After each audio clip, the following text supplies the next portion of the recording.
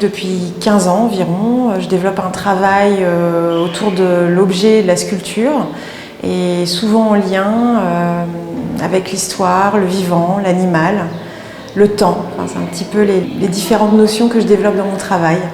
Je dirais que l'animal, c'est en fait un élément qui revient de manière très très récurrente, de manière directe ou de manière plus métaphorique. Donc suivant les pièces que je présente à la villa, certaines font intervenir directement le vivant, comme celle qui est derrière moi par exemple, ou celle que vous verrez tout à l'heure. Et d'autres où on est plus dans l'image de l'animal au travers d'objets que je viens détourner.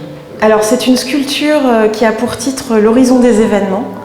Donc l'horizon des événements, c'est un terme astrophysique qui a une portée comme ça, une sonorité très poétique, mais au départ, on trouve cette expression donc, dans le champ de l'astrophysique, et ça désigne ce que pourrait être la limite d'un trou noir, c'est-à-dire le moment où la lumière ne peut plus s'échapper, mais où elle n'est pas encore absorbée.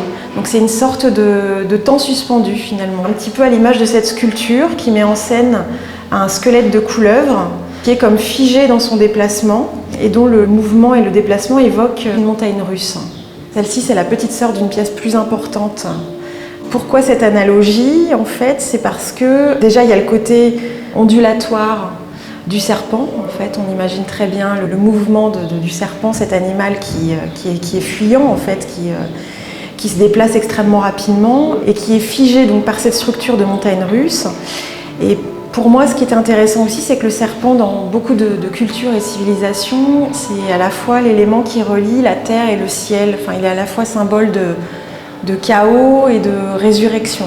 Et dans le monde de la montagne russe, de la fête foraine, il y a cette idée aussi de monter très haut, en fait, comme si on voulait toucher les cieux, et en même temps, il y a l'idée de la chute qui est souvent assez vertigineuse. Donc c'est toujours attaché aussi à une idée de peur, mais qui est une peur très cadrée. C'est-à-dire qu'on joue à se faire peur, mais il n'y a jamais véritablement de vrais risques.